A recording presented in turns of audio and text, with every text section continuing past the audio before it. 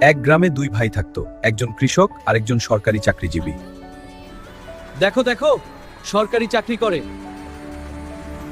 আমার অফিসার ছেলে এসেছে, ভালো করে খা। অন্যদিকে ভাইটা সারাদিন মাঠে কষ্ট করে কাজ করত। মা, আমি কি একটু ভালো খাবার পাবো না?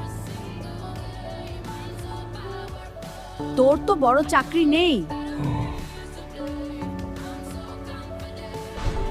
একদিন হঠাৎ মা খুব অসুস্থ হয়ে গেল। কিডনি নষ্ট, দ্রুত অপারেশন দরকার। মা আমাকে ভালো না বাসলেও আমি আমার জীবন দিয়ে মাকে বাঁচাব। আসল নায়ক তুই, আমি ভুল করেছি। মানুষের চাকরি না, তার হৃদয়ই আসল বড় জিনিস।